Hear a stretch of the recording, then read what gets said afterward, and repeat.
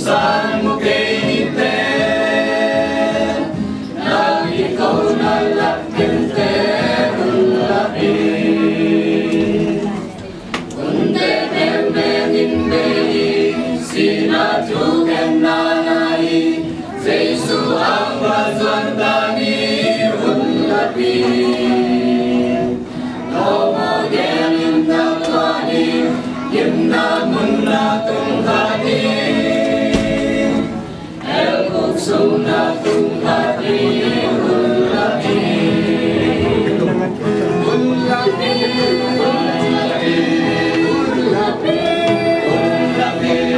Jesu innang mong sanlaing Ullati Ullati Mona sungsan na namne Kung mansan mo kinite Ikaw na lakente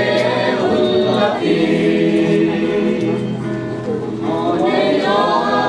ngay de Tuntau pa na hong teore Bantung lung nam dite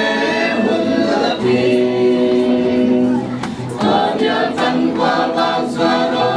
Jesu kiboloy sako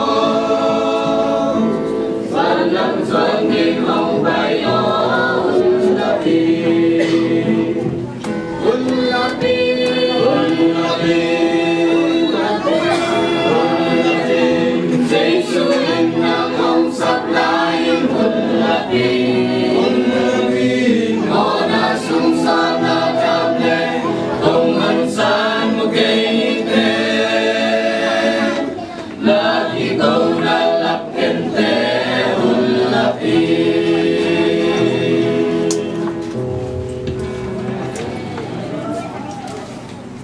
Vâng.